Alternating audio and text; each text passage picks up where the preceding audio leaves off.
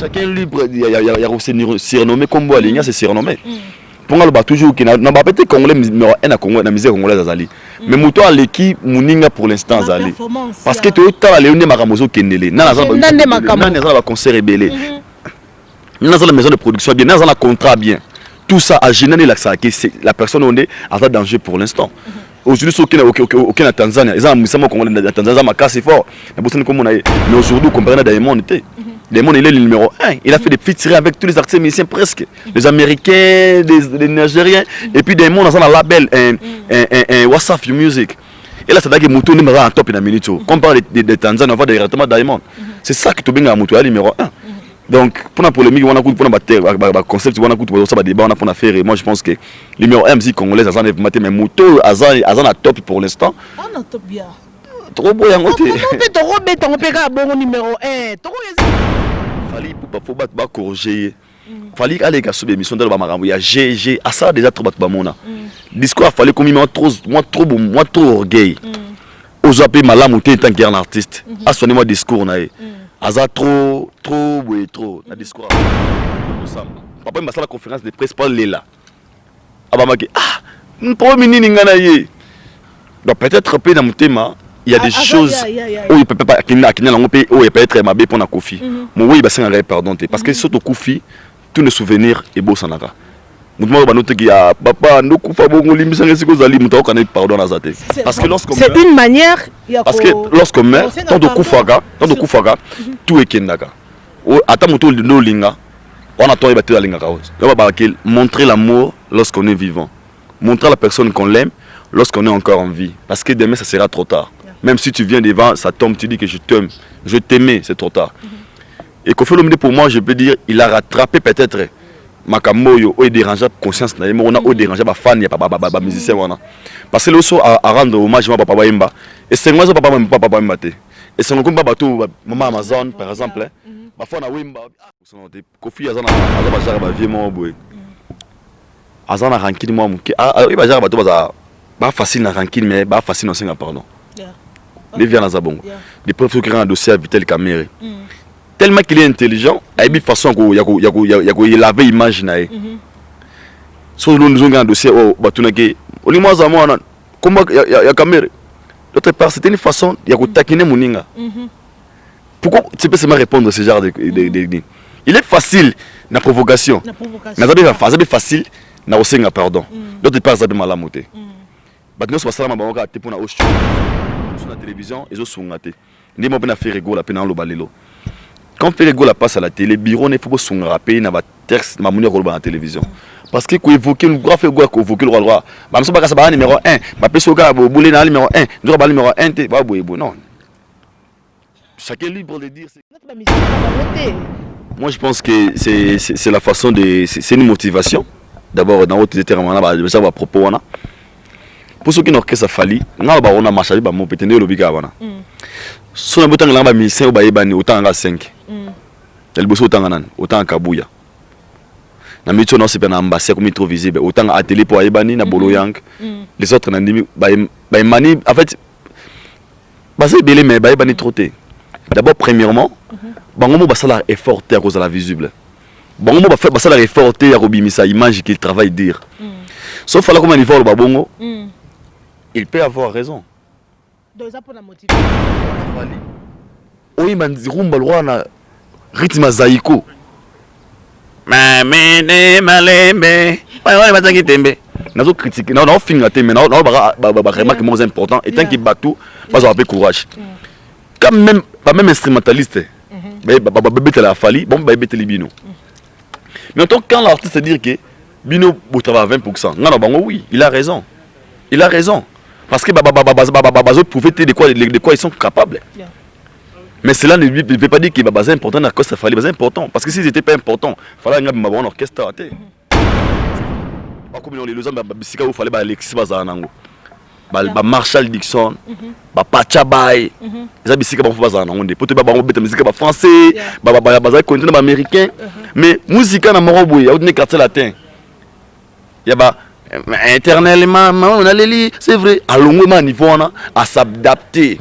À comme le groupe de Nino, le groupe de Ayana Kamura, Bouba, c'est vraiment quelque chose, il faut aider à musicien belé. Il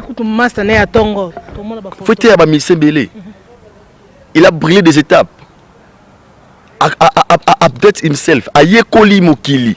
Il y a l'élo. Pour nous bibe aimer des fois place au fallait zali. Les amis musique au fallait au de Marshall Dixon, Pacha Bay, Lexus, rappeur. Non, on a bien traité rare rappeur mais Lexus on a fait ça là combo na kino ça qui déjà branché, c'est de américain. Mais na musique na mo boyer. Atiki musique na bois qui bana bandal na a de s'adapter à comme il est azali. Donc et ça na niveau mais ça fallait parce qu'il fallait ratarumba comment babango ba rumba les gars inaperçu. Ça veut dire qu'ils doivent apprendre qu'ils va vendre na king na roi. Ba meka ko ça va vrai prince. C'est ça. Donc ignorer les bangote il a dit ce qu'il sait qui est la vérité. Pour les motiver. Pour en mais beaucoup comprendre était. Na ça 80% pour ani. Peut-être pas mon appel que la va faire dans la studio on a. Abo va pas être tout.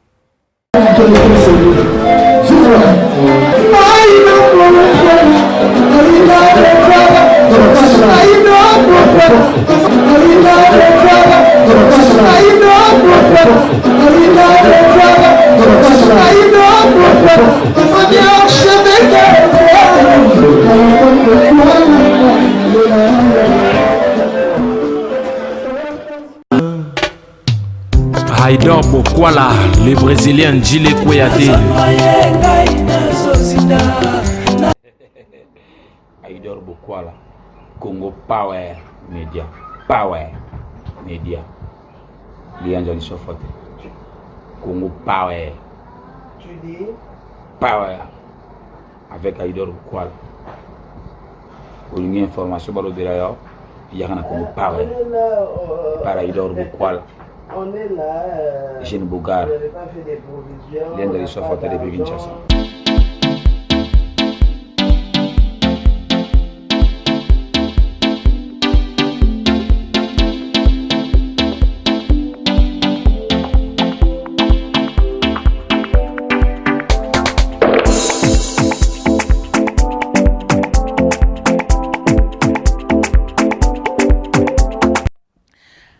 Restez toujours connectés sur votre chaîne Bibi Mbombo officielle et Power Media parce que c'est une émission qu'on parle toujours, qui est animée toujours par nous deux, moi et mon confrère Aïdor Bokwala, le Brésilien, Bibi Mbombo officiel, feature, fit, Congo Power Media. Voilà. Tous avons l'habitude de regarder l'actualité, tous avons analyse en tout cas, tous les baka ce qui nous engage. Donc selon Bisson de Tolongaka toujours koloba aux concernés actualité, il y a des musiciens nabiso actualité, il y a monde nabiso la communauté congolaise actualité à partout en tout cas. Un grand merci surtout na bato balingaka balingaka biso, un grand merci na Samuel Le Tabia là papa social, un grand merci à Kasso Kasereka Poison champion. Balobi mobile ya Carole la patronne en tout cas, ba boss nyos Eric la PDG. Chibo Chibo, hein, ya Chichi, ya Chibo, Big Suzubi à toi et puis Patrick, Papi Mozali. Papi Bozali. Voilà. En tout cas, merci beaucoup. Je vais recevoir pour vous Aïdor Bokwala. Bon message na romona ye. Bon message na analyse na ye. En tout cas bon message na analyse oyo. En tout cas yo ça biso bien sokibo encourager biso sokibo soutenir biso. On a vraiment besoin de votre soutien. En tout cas pour avoir plus de précision, il y a un numéro là-bas, appelez et surtout vos commentaires et ça la biso bien. Ba commentaire au fin to linga ngo troté.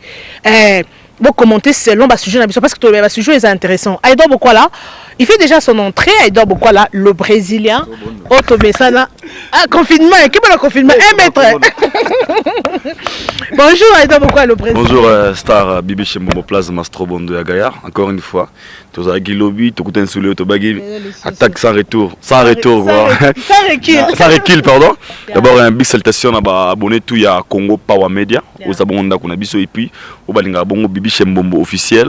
Tout le monde tellement trop donc beau s'abonner massivement surtout dans la chaîne voilà. Et ça la chaîne Nabino Asikama. On est venu toi et moi bleu moi est bien pour Nabino donc Nabi que beau s'abonner et ça la biso bien. Donc tous s'abonner et que ça la biso vrai bien. Voilà Nani fallait pour pas. Oh, question comment on sait, comment on est question pour ça Na seki parce que na ebi vraiment je pense que tout le monde va Facebook fallait pour pas bien. Et bangi singa pour tout le monde fallait pour pas faire, pas hériter. To menga na bandigra fallait pour pas. Star na biso fallait pour pas na TV là ça gaza bien.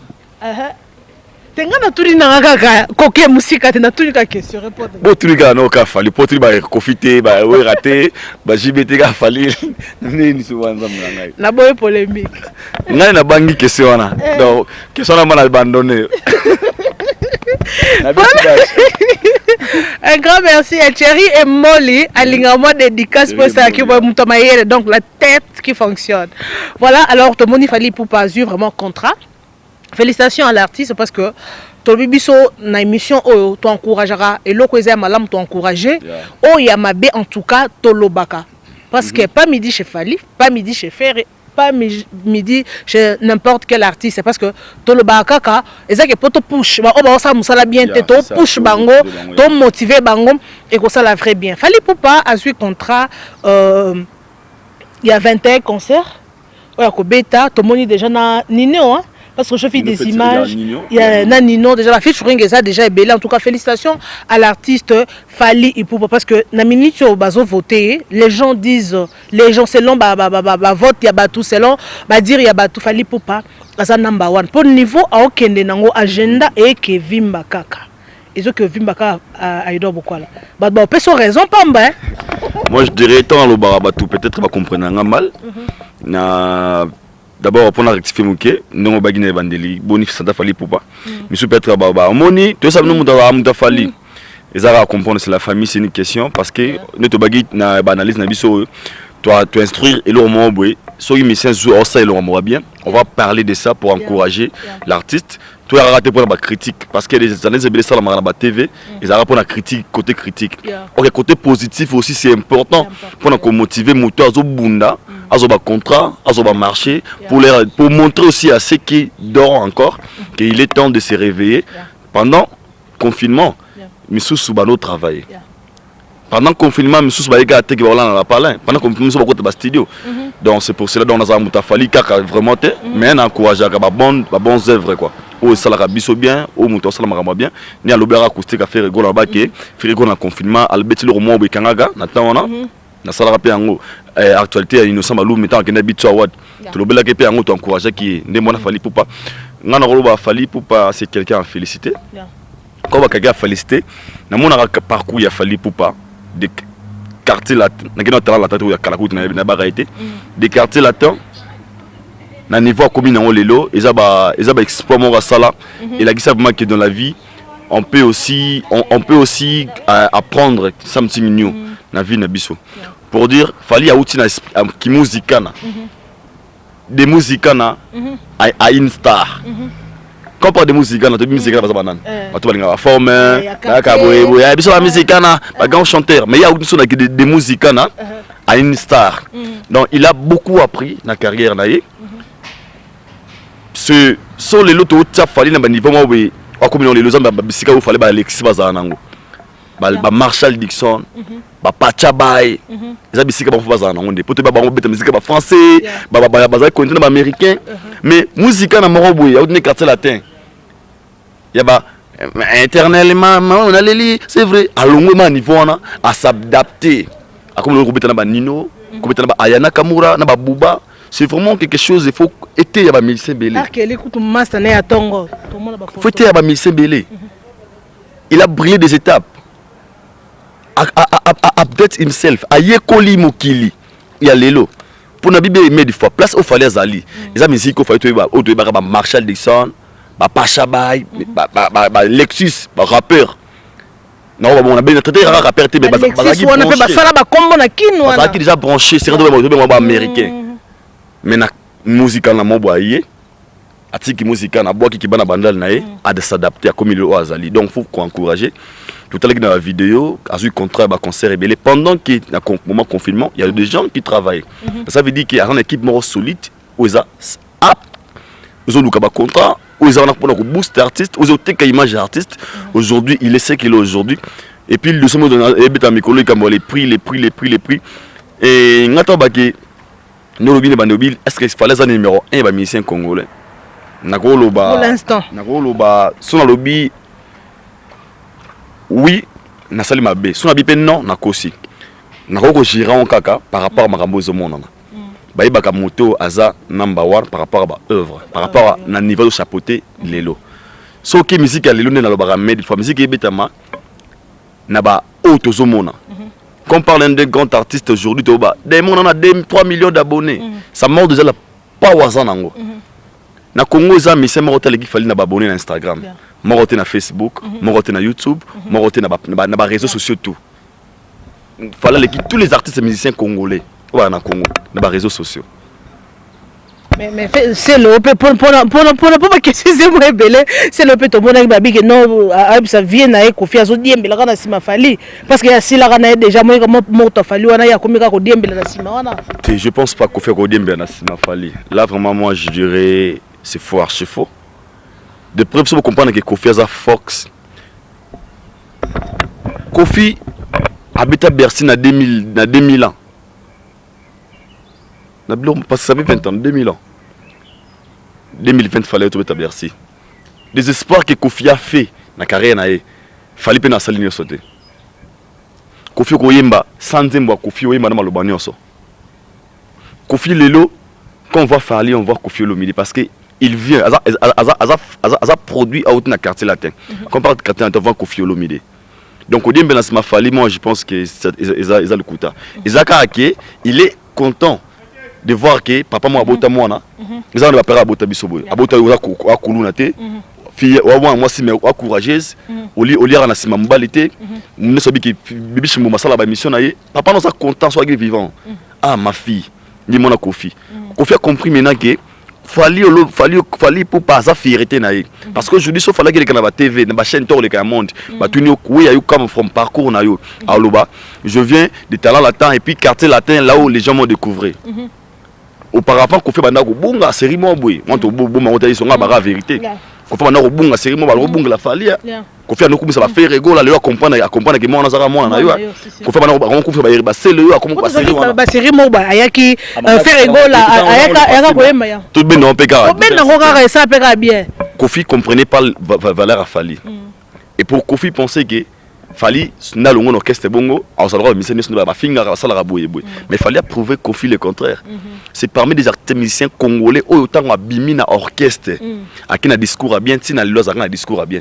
Ça là pour na katote pardon il y a on ça que ezongisa Kofi azaki surpris parce que Kofi mais ça la reconnaître que moi so mutalongo ya finga yo viola ba danseuse ça la boye mais donc fallait quitter. On comprend pas bon Zaki peut être bolingo Kofi a un bord vers Fali. Kofi aimait beaucoup Fali et à comment Kokabona Fali pour lui c'était quelque chose babo tous les mois on a moroboy moi on a tiqué na posa mais au moins quand il a compris la force de Fali il y a encore comment de faire il y a Fali puis na comme moi Fali et comment Mathieu Kofi Olomide des côtes mais il faut pas dire qu'il faut dire balance ma Fali parce que Kofi c'est une légende. Kofi c'est une légende Kofi dans ba œuvre ça là que so babi Kofi donc a redire merci ma Fali donc autant ma même si ça poutine à corriger ma mouké. Ok, merci. Kofi a Diembelate. En parlant toujours de Kofi Olomide, en fait, moi, j'ai suivi une émission et pas d'Oyoué à l'objet que non concert.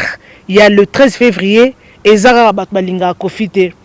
Et Zapega atabato ba yinisa bango Kofi pour ba mama Kofi na ninga mabe donc ba la concert wana parce que ba rendre hommage na Papa Wemba. Il y a Papa Wemba, l'isole bando le vraiment. Bon, je ne sais pas. À quoi rendre hommage à Kissa, Kin Kester, père son âme, en tout cas, Batbaoya. Donc, et ça, kaka, stratégie ni Kofi Linga sala pour amemara bato belete pour attaquer parce que Papa Wemba na fan nae, batika le loga yolé là. Ba fan paye à Papa Kissa, Kester, batika la paye. Zaka stratégie ni Kofi a salité pour abengi sabato wana ba na concert to ezaka na posa que non, atika la moi dette morale mo na kati wana pour luka lokola aisuye bato image wana. Sorry, moi je dirais ils a pris à conscience parce qu'il y a un moment dans la vie total là, au tali gauche, tali droite au bi, tiwapi. Il y en a un jour qui est polémique et musique comme opératique et ici là. Parce que les ont profité na baningate. polémique et ça, Bamsou Bazara les prix, Bamsou Bala les chèques. Polémique et ça, Bamsou Bala succès, Bamsou Bala succès. Ok, polémique la bonne côté. Polémique et Zali, chacun va bénéficier na rando, en tout cas, buzz, n'est pas américain à Bengango. Kofi Olomide Sololo a pensé à immortaliser, pardon, un Papa Wemba, à rendre un hommage na Kester. Moi, je trouve, pour moi, c'est une façon de dire, malgré tout, vous êtes mes frères. Malgré tout ce qui est passé. Parce que Naïbis, Papa Wemba, là, l'émission, moi, je combat Kofi. Pour aller Kofi, Papa Wemba, le gars, TV Abi, Abi, Kofi Pirata Banze, mon aïe, Kofi, le gars, Kofi Abi, avocat, n'a pas poursuivre tout Samba. Papa Wemba, la conférence de presse, pas là. Abamaki, pour mini n'inganaye. Donc peut-être peu dans mon thème, il y a des choses où il peut pas où il peut être mabé pour na Kofi. Moi oui, bah c'est un pardon parce que surtout Kofi, tous les souvenirs et beau sanaka. Mouvement ba note qui a papa no kufa bongo limisa ngesi ko zali muta okana pardon na zate. Parce que lorsqu'on c'est une manière parce que lorsqu'on meurt, tant de kufaga, tout est kendaka. Ata muto no linga, on attend il battre la linga kaos. On va montrer l'amour lorsqu'on est vivant. Montrer à la personne qu'on l'aime lorsqu'on est encore en vie. Parce que demain, ça sera trop tard. Même si tu viens devant, ça tombe, tu dis que je t'aime, je t'aimais, c'est trop tard. Et Kofi Olomide, pour moi, je peux dire, il a rattrapé peut-être Makamoyo, ou il dérangeait la conscience, on a dérangé les fans, il y a pas musicien. Parce que le soir, à rendre hommage à Papa Wemba, et c'est moi, Papa Wemba. Et c'est comme bateau, Maman Amazon, par exemple, parfois on a Wemba, vieux Penza, Théazara Mounabiso. Après ça reste un fan à Wemba et puis les Wemba pas aller sur mort ba yo karape biso et ça la fait plaisir. Yango wana azo mérité vraiment ba soutien na biso pe. Donc ba papa Wemba l'accès le roi a annoncé officiellement ba to balinga pe papa Wemba ba ya wana ba l'accès pe tous en la problème na wote Kofi Olomide to ya ko soutenir yo tant que notre artiste.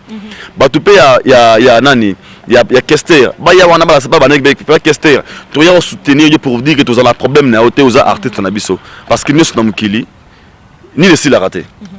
Ni ne s'il a raté. Même de rancune, des polémiques, il y a un temps, il faut aussi là. Donc moi je dis merci Kofi Olomide pour l'initiative. Ça va vraiment consoler le cœur des gens au Tilelo. Bazarna Kandana. Il n'y a pas profiter pour Marambouana.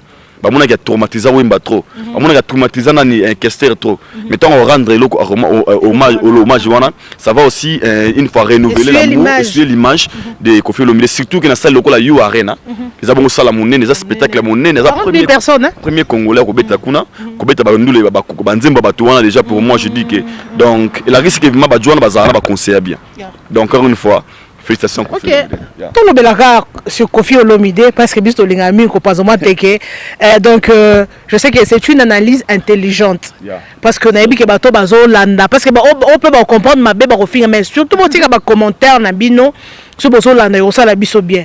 Tout ça toujours wana na sujet à papa Kofi Olomide mais apparemment na ba émission de c'est pas on a landa na mona toujours Kofi à se plaignaka que batbalukela ka makambo yaza ka innocent parce que ba komonyo banga mukambo mamukaka mingi ezaka komba Kofi o Kofi a fait ça o Kofi a fait ça mais surtout plutôt landa émission to salanga na yo to yamba Félix Oise quoi si lelo ana colère ya makasi o aloba na misu ya bato to zana ba preuve et Kofi abwakela maladie na panzi to balançango abwakela maladie na panzi au moins que loko wana que no apparemment ça na ba rancune na bato belé au moins que rancune aux anons loko te le papa Wemba za na kati sa mabele et loko wana ata bat nebi ke bat ba Hollanda biso Kofi ko lukate a soigner na Félix Oise quoi parce que rancune non et même Kofi papa Félix alobi ata président pesi bango rendez-vous yena Kofi baya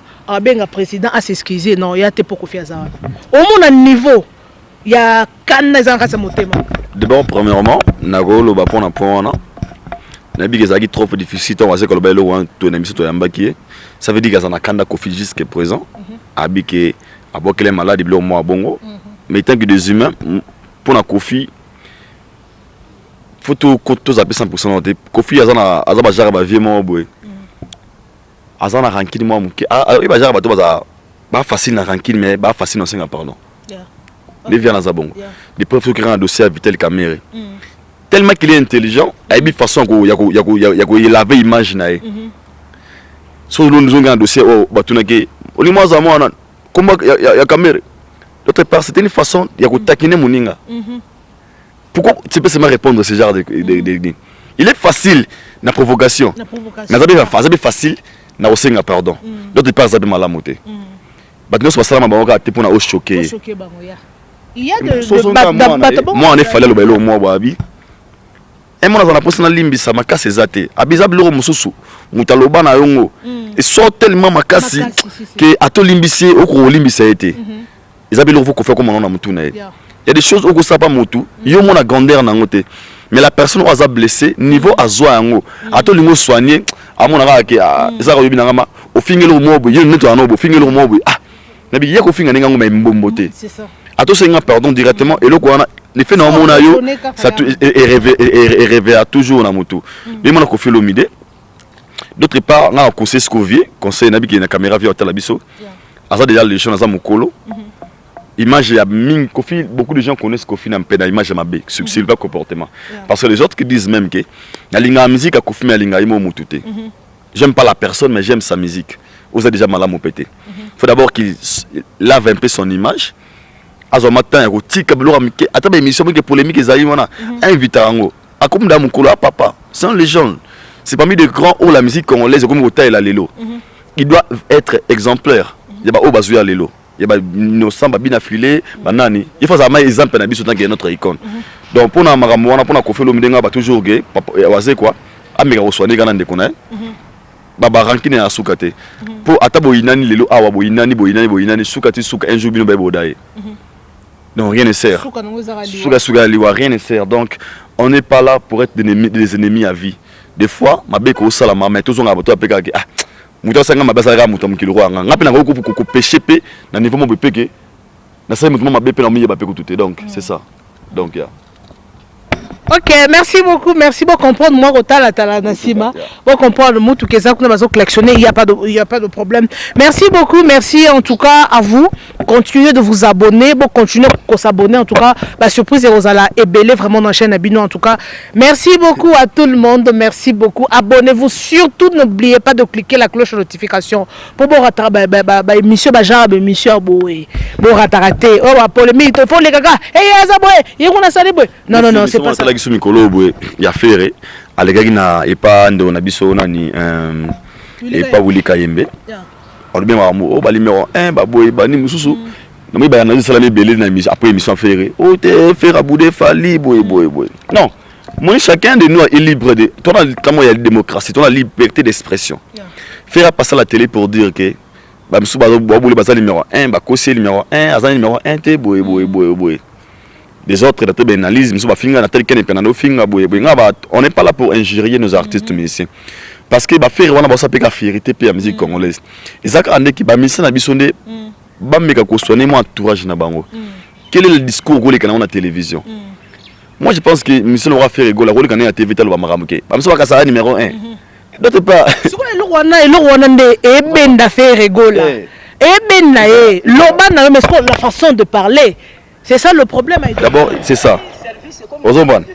Et ça, c'est quoi qui fait rigoler bazo langage, discours na TV, peut-être moi trop professionnel. Né la belle jour en bandeli dans la mission de passer, n'a que fallait pour pas faut battre corriger.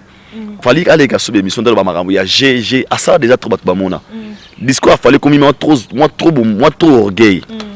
Aux appels malam ou t'es tant qu'un artiste. À sonner moi discours na aza trop na discours a fallu et comme gars biso boy tominer trop et ça sous bien té ils attendent au masolo ya ko ba beta na ba télévision té faut vraiment humble himself on essaie qu'il est danger il est tout il est king il est tout mais ba proposer sur la télévision ils ont songaté ndi mo na faire rigoler pena lo balelo quand faire rigoler passe à la télé bureau ne faut pas songaper na ba texte ma munir ko ba na télévision parce que ko évoquer le grand fait ko évoquer le roi ba mso ba ka ba numéro 1 ba peso ka bo boulé na numéro 1 ndo ba numéro 1 té ba boy non. Chacun est libre de dire ce qu'il veut. Chacun est libre. Il y a surnommé comme moi, c'est surnommé. Pour moi, toujours qu'il n'a pas peut-être congolais numéro 1 à Congo, la misère congolaise Azali. Mais moi, l'équipe Mouninga pour l'instant Azali. Parce que tu as Léoné Maramoso Kendele. Nana va concert rebellé. Nana la maison de production bien. Nana la contrat bien. Tout ça a généré la personne on est en danger pour l'instant. Aujourd'hui, aucun Tanzanie. Ils ont un Tanzanie, c'est fort. Mais aujourd'hui, on comprend que dans le monde, Damon, il est le numéro 1. Il a fait des featuring avec tous les artistes musiciens presque. Les Américains, les Nigériens. Et puis Damon dans un label, un WhatsApp Music. Et là, c'est là que Moutou numéro 1 en top in a minute. Quand on parle de Tanzanie, on va directement Diamond. C'est ça que tu as Moutou, numéro 1. Donc, pour la polémique, on a pour le concept, on a pour débat, on a fait. Moi, je pense que le numéro 1 musique congolaise, mais Moutou, Azan a top pour l'instant. On a top bien. Trop beau, on bon numéro 1. Diapason, parce que total. Mais oui, moi, je le répète dans toutes mes émissions. Pour l'instant, Moutou a battre un record. Moutou a Sixo, a Marignon, c'est ça la toile. Na combo, et vraiment, c'est fallu pour pas. Moi, je ne mange pas le mot. Le lot, ceux qui fait rigolo comme la première position, on va le dire. Première position, c'est par rapport à ma performance, par rapport à ma contrat, par rapport à ma abonné, tout le monde dans les réseaux sociaux, par rapport à ma vitesse. Toute ma vérité, tout ma charabamoté. Voilà, tout ça là, toujours là sur Fali Poupa. Tout le monde a qui l'émission, il y a qui ça, je ne sais pas, Nanya Yamba qui est Nassi Lokole. Par rapport, il y a des musiciens contre les musiciens, parce que les musiciens de l'autre côté, et tout. Alors, non, il y a travaillé à 80% par rapport à les musiciens. Donc, c'est plutôt les musiciens de l'autre côté. Parce qu'il a dit que les musiciens, tout le monde est là, parce qu'il y a temps à la studio. Par là, tu peux dire quoi? Parce que à ignorer, à triquer les musiciens, à reconnaître les musiciens dans le côté. Moi, je pense que c'est la façon de... C'est une motivation. D'abord, dans votre détermination, on a propos. Pour ceux qui n'ont que ça fallu, on a marché, on a pété le biga. Si on a besoin de musicien, on a autant à 5. Il y a autant à Kabouya. Na micho non c'est pas na ambassade comme trop visible. Autant à télé pour Aibani, na Bolo Yang. Les autres, mani, en fait, basé belé, mais Aibani trotté. D'abord, premièrement, Bangomo va faire effort à cause de la visible. Bangomo va faire effort à Robimisa image qu'il travaille dire. Sauf là comme il voit le babongo, il peut avoir raison. Donc ça pour la motivation. Il peut avoir raison pour ce cas. Et ça en réalité va vivre en ango. Soit ça y a ngoté, il va contredire ango non. Il y a le bizarre on t'a dit on a biqué. Ngabana personne bana mbomuna na kuni aliate. Yeso so ukiango sko bani. Pour le quand va bakté, ai dor liara de pendant ngama mutu nangai. Donc, si on a ça veut dire qu'il y a un constat, on a pas de 16 cm. Surtout que, avec 80%, qu'à 26 bango. Ils peuvent aussi avoir d'autre part raison. Parce que, fallait nous on a le mot comprendre qu'il fallait vous en a raison. Fallait à ta rumba. Bah, télé, on a pas bologne, on a pas ça, et pas fallu. Mais ce moni, il fallait que les bango nzimbo, t'as banzimbo job à yemba. Faut pas copier tant de boulot, n'est-ce que vous en a fallu. Mais yo kana ba nisa yo ka ba romani tu yo ka bitanzemo et tellement lo ka zaiko c'est ça là tu veux dire parce que ba to ba critiquer ki nzembo ya télé wana ba on met fort ba on nyoso ba on to ba beti et ça ba bien mais baza ba melo baza na esprit qui fallait ba copier la fallite te faut pas copier ka fallait pendenga za ba bimana ki ye na tiki dans un ndenge na mais c'est pas comme s'appelle lo ya par exemple Bina filé. On s'en comprendre. A outé pas Fabrigas. Mais à qui n'a n'engene adoration Marie Missam. Au moins le wanate. Mombo. N'habite sur une autre chombo Ok, voilà. Abonnez-vous massivement sur votre chaîne. En tout cas, ça se passe comme ça. Ouais, bon, s'abonner quoi. Non, Loba. Sorry, vraiment, mon nom d'appel mon quota. Tant qu'on en a, il faut copier Maramba bien. Dans le qu'on a répété à tout moment. Fallait pas bêta. Eh mamé, Sokima emi Swezali. Les big salutations déjà comme ça à Ludovic Billard, le roi Manitou. Big salutations à Axène AK47, Axène Mutombo, on a patron. Namoni Mascotti, François Billard, Namoni Jeff Wimpy. On a famille Doris et Karl à la demani. On a famille Moa Power, famille Moa Bida, la famille bon aussi. Donc Axène Billard, AK47, mon vieux, le boss, salut Sekozali. Fallait mbaba Nissa, fallait mbaba cho. So yo zana fali. Oyi manzirumba lwana rythme zaiko. Mamene malembe. Ouais bazangi tembe. Nazo critiquer, non finga tembe, non remarque moins important et tant qu'il batou, pas avoir courage. Quand même pas même instrumentaliste. Bébé la fali, bon bébé telibino. Mais en tant que quand l'artiste dire que Bino travaille à 20%, non, oui, il a raison. Il a raison. Parce que Bazo pouvait de quoi ils sont capables. Yeah. Mais cela ne veut pas dire que Bazo est important à cause de Fali. Bazo est important. Parce que s'ils n'étaient pas importants, il fallait un orchestre. Sauf qu'il y a un numéro de poto, Bazo a 5 ou 4 mois à poto. Bazo est très à l'aise. Ça veut dire qu'il les considère. Et ça veut dire que d'autre part, il y a des langages, mais ça a la motivation pour comprendre qu'il y a des bateaux. Au moins, il y a Kabouya, nous ne sommes pas en ambassade. Ambassade on a télévision, on a boosté. Fallait n'a pas le. Kabouya pas comment on les émission. Kabouya les caca. Fallait ça n'était pas les émission. Bien il faut comprendre qu'il faut mettre la visibilité. Il faut comme une star. Ndabi on a pas créer une star dans l'orchestre nanga. Après on va chanter sur Banzembo. Mais tel Banzembo c'est pas mal, c'est pas mauvais dans boya ngote mais et ça na niveau mais ça fallait parce qu'il fallait à rumba comment babango on mettre rumba les gars inaperçus. Ça veut dire qu'ils doivent apprendre qu'il va avoir un king, un roi. Un vrai prince. C'est ça. Donc, il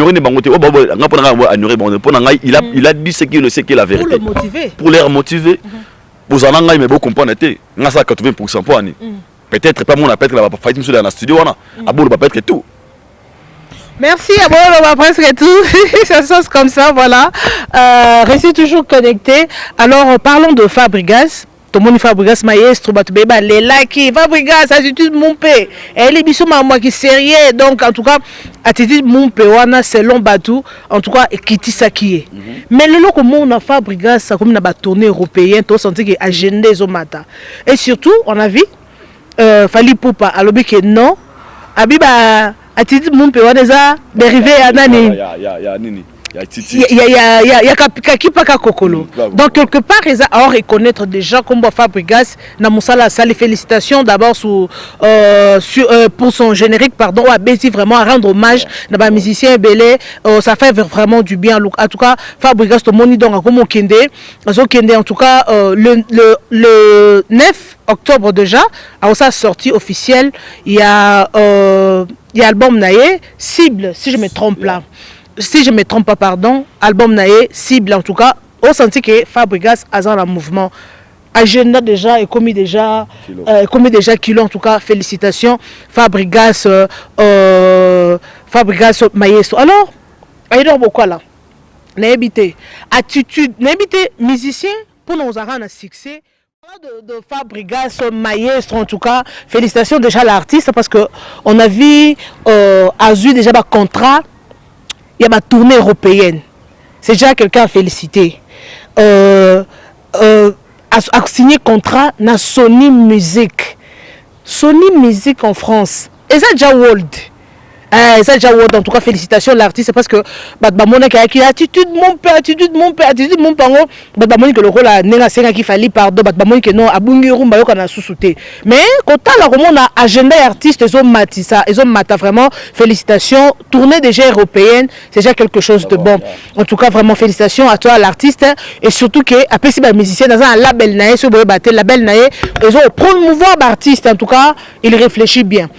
Voilà, pour nous ça là, succès dans le monde de la musique, il faut que nous ranking. Pour tout le monde, il faut les cannes. Nous numéro 1, mais c'est qu'on a les cannes numéro 2, tout n'est que c'est à la mouka qui n'a pas attitude. Oh, mon père, oh, il est mon Fabregas à Zui. Est-ce que ça m'a bé pour avoir le succès dans la musique, pour évoluer, il faut ranking. Moi, je dirais d'abord, ils ont faux. Pour n'appeler ça toujours exemple, n'a Fally Ipupa. Fallait l'ongo orchestre et bien quartier latin on a.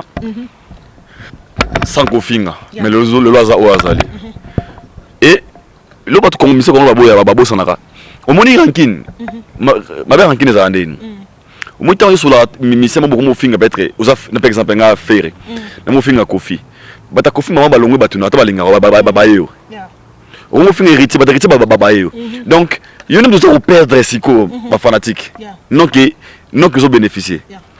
Et Fabregas auparavant, nous connaissons. Fabregas a gagné la polémique, a gagné la succès. Tant qu'on a attrapé les musiciens, moi je dis, les leçons que Fabregas, ma fan a fallu balingaye trop, ma fan a fait balingaye, ma fan a innocent balingaye, ma fan a hérité balingaye. Alors on a mis ma fan yana nyoso, bah comment faire une a créé Kimia. Il y a un moment où surpris comment on a fait que 1 million de views dans 48 heures. Bah, 48 heures. À son view, on a son view. il avait mérité. Parce que le roi Beta Dawana, ils allaient au salam raté. Pourquoi a ok la succès? À la succès. À la débat, bima, il boit tort, na bien affilé. Mais anima voir bakri le roi, il y a Bill qui tourne, il y a Célé, il y a Fali, il y a la succès le roi. C'est le roi Moreza. Tout le monde qui a une innovation, il a la gâté. Il s'est humilié pour vous dire que Magé galon n'a pas yeso. Mais polémique na tinate. Moi je pense que ils ont discours de manière au musicien congolais faut pas comme na yango. Et ben nous on a avantage mingi ya bango, avantage ils a bango. Parce qu'aujourd'hui ceux qui ba ta fali bango linga yo, ne personne pas dire comme ça le fait ya ko sala bien artiste musicien mususu, ils ont poussé yo ba fana musicien na bango linga yo. Donc c'est simple. Et puis aujourd'hui, ils font Fabregas et Samuel Eto'o a sali vidéo pour la Fabregas a dit mon jeune frère Fabregas, merci beaucoup, vraiment je suis très fier de toi. Merci parce que dans la vie c'est comme ça, il faut être humble. Ça veut dire quoi? Samuel Eto'o avait compris que Fabregas a une rancune, mais tant à Soyna Fali, Samuel Eto'o a lié vidéo. Pour vous dire qu'il y a des places aux en accès au côté des vies polémiques. Mais tant que vous en avez bien abattu, après c'est au côté oh ça bien de cap, ça bien affaire à côté rara au petit nana. Na biso ke no senga mbongo, c'est monsieur za wana bu, senga mbongo, asa pire petit vive a fali pour pas te faire faire véré. Mbongo yo finga affaire. Na pio 1000 dollars biso peut-être 200 dollars. Donc moi je pense que musicien congolais faut comme la langage wana. Être d'abord bien avec tous les acteurs musiciens et ils appliquent le bénéfice na yo. Donc c'est ça. Donc nga pona nga Fabregas ça mérité au zalelo. Félicitations à l'artiste. Vraiment. Bah big chapeau à toi maestro. Big chapeau à toi maestro parce que déjà à rendre en fait à pesi ba musicien na chance.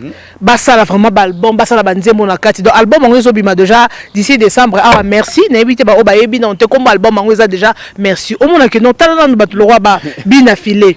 Le lot qu'on voit bin affilé. On voit déjà Fabregas. Et le qu'on a déjà na kati te pardon ba na peu qui mangate. Aujourd'hui tant ba Fabregas c'est parmi les grands. Fabregas c'est Misaoudou. Fabregas na bana ko dans ce qui c'est ko JB abana musique la mais na mona mota bizan succès na salon pour sans polémique na bango na za ko assumer. Donc répétez ma mozolo ba mon wa idolo pousa na moni na ko mon molili ça le répétez Fabregas dans la caméra pe caméra talangai ya analyse na finga motuté Fabregas kana humilité na wana kana mo na zaleka niveau na azana débat na wa bimisa o ba mukile biki ba uta ba Fabregas tandis que tu JB Piana papa chéri vient d'habiter soit prêtre que je salue là où il est JB Piana non abisa mona moroté à ça qu'est-ce que ça n'est pas ça la succès na banzembo yebane attends mon côté je peux zana lukana luka ta mon côté azali moi JB ta mon côté bima on faut na zona tampola non banoté autant ba kombo on faut na zona tampola luka ba ba non yebelanga mise moko nzembo mise moko ya ou t'es pas JB et là succès toi beta ba concert et ça la succès toi et ça na succès et ça na eza. Et ça la succès, chéri enlevé, Gino. Ah? Gino. Non, qu'est-ce que t'en as? Il peut pas chéri. Mais non, il y a un qu'est-ce que t'as? Habite on a BCBG. Non, on a pas qu'il y a un longwa, Koubimi Sabana. Koubimi Sabana. Ah, bah longwa, c'est ça la succès. Koubimi Sabana. Néo la bimisa ba ferré, ba hérité. Nani Fabregas a bimisa bien affilé, na iboto. Lo ba bébé bouchu ba ye, ba utana pa na. Donc, à tout le monde, quand il milite, et à vous fier, à vous orgueilleux, à vous têti. Mais, à comprendre l'attitude de Moupé. Parce qu'il est fort. À un niveau, on va d'abord dépliquer. Jamais. À un niveau, on va monter. Parce que, depuis que ça m'a mis dans la. Tu n'as pas qu'un exemple. Parce que Fabregas a musicien ou a bêta, les jeunes musiciens congolais. À sa l'orchestre naïe jeune à boutika la jeune quand tu Fabregas après ba mise banzembo sali ba succès na yebi bozo tunana te wa route nzembo sala na orchestre Fabregas nzembo sala succès bina filé banani ba na orchestre banzembo sala succès ça veut dire qu'il y a ça moi power moko boy donc à comprendre makambo fort donc on a félicité ina mona isinga atamutu atana sela fali na ba ferré pour ça les sous bien donc à ça pour un exemple à suivre na jeunesse congolaise la musique congolaise pour nanga Fabregas sur pour on te la 40e position selon ba fan bango moro ba warrior té parce que ba warrior bien trop fali bato bazana au milieu du village le roi babiso na musique congolaise bato moi que non na minute ba na maintenance bon maintenir musicien na biso na ba génération 5e génération si je me trompe pas. Il y a un classement de 5 artistes. Bon, maintenir place. C'est Fali Poupa, Ferregola. Mon a raisonné goûter. Héritier Watanabe, Fabregas. Nalingo banda numéro 1, 2, 3, donc classification. On a le grand rando. Tu as la vérité, tu as toutes les questions. Yo répondre, est-ce qu'on rend par rapport à nous? Yo, on a mis du village, n'est-ce pas? On est à selon yo, on peut ça selon yo. Si on peut pas classer. Mais la ligne est classée. Pas de classé. Oh, yo est-ce qu'on peut marquer hein? Chiboabo, et tel là maman papi vous allez grand frère. Tel là maman ça moi tabia là. T'es classé kaka selon yo. T'es ba silicate selon yo. Le ba vérité. Pour yo zo la vérité. C'est quoi vérité comme yo bang? C'est que bazan pas. bato ba na pas bon ça musala bien. Toke na côté na ba contrat.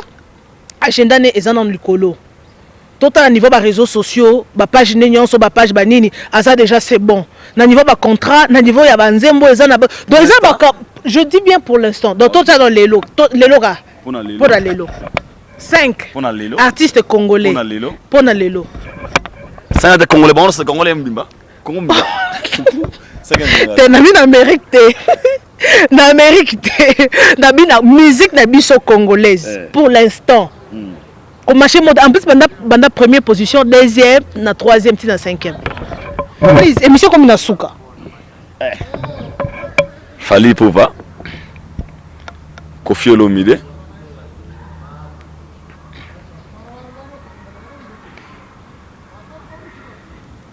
On va pas contrat.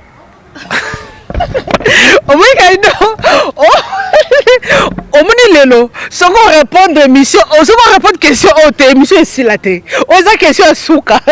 Répondre pour na content nabi ba on va maintenir la musique. Fali Poupa. 5 1 2 3 4 5. Un problème té. Fali Poupa, Koffi Olomide, Ferregola. Troisième position. Innocent Balume. Fali Poupa première position. Non, t'es non. Non, la biga 5. On va rendre. Toi aussi sa question, please. Toi aussi sa émission d'ambition, please. Non, la biboy. N'habite sur classement yo, ça n'a pas combo. T'es dans la classement. Je précise. Ah, je suis comme Mouya. On s'habite dans on répond question. Oh, on a là-bas. Si on comme question sur pour ton cabono comme Mouya. OK. Fali Poupa.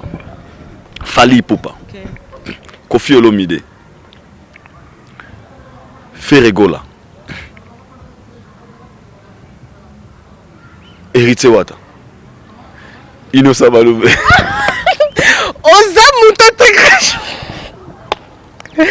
On tricage ma casse. Bon, n'habite on est à selon. N'a pas condamné au tesa selon. N'a bien que na 5 ba musicien ba oyo na contrat azaba agenda belé. N'a répété qui bien. Merci, nous sommes pratiquement à la fin de notre émission. Voilà c'est loyer. Bien votre la biso, votre commentaire na wana. Bien mo ça la classement na bien 5 top musiciens. On va bien on est émission la top 10 wana. Tout à selon ma performance, selon ma contrat, selon album banzembo ezana succès, ba maintenance il y a succès, il y a power donc aza toujours à la page. Et bisinga eza bongo na moni que non ake inonsa acheté na 5e position réellement. Est-ce que donc vraiment Ramazolo batanza milikola zoyoka. Donc merci beaucoup. Nous sommes à la fin de notre émission. Pour clôturer, un mot de la fin pour aujourd'hui parce que mes questions sont là mon thème. Mais pour aujourd'hui on clôture. Pour aujourd'hui, vous me comprenez, des questions exactement fortes. Il y a un mot répondre à la question de société. Il y a des analyses et les ébatteurs de société. Ils ont des fois ils ont solo mieux qu'à beaucoup. Comme il dort pour battre tanga déjà mutumo il y a coterie, il y a mon abolingama terrain la vérité nanga ils ont la vérité. Donc j'ai natenga ba combo bateau na moni qui va maintenir juste pour l'instant. Un gars merci comme ça bateau to balinga biso. Moi je dis un crin jamo yanda muyandos. Salutations si koza timbe na makuta Criso hein 24 kono Criso mo cross 24 kono. L'édité Real de Madrid de mon pote Nazi Kousa président riche mon vieux Augustin Mayemba. Donc bisous bien à vous obolinganga alinga bi obolinga pe ngate ngapa alinga bi noté. C'est déjà la fin de notre émission. En tout cas, ça se passe comme ça.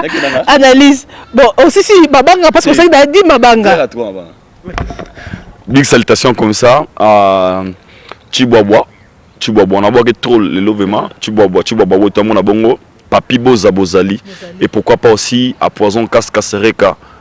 champion, Motema, Carole Bonga, la patronne, là où repose la confiance du chef. Moi, Simbo, on bat l'explosion monétaire. Explosion monétaire.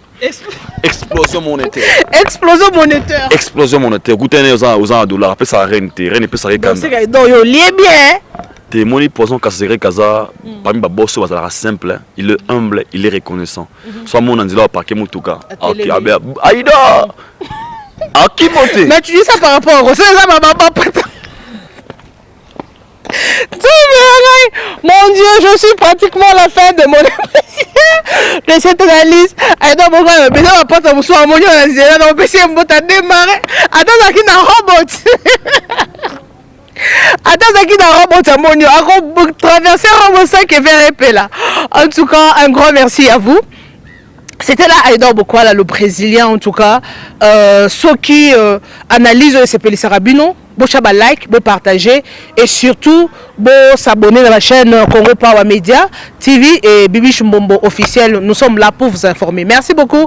On se retrouve prochainement avec un nouveau numéro. Un grand merci surtout à Samuel Tabiala, papa social. Un grand merci Kasse Kassereka, champion, les champions Babi Kuna Basepelaka, Kuna Baliaka Babinaka. Il y a Maman Carole. Maman Carole, on comprend Maman Carole, Maman Carole en dollars. Merci beaucoup. Chiboabo. Un grand merci, Papi Mozali. Je vous retrouve prochainement. Bye bye, à la prochaine.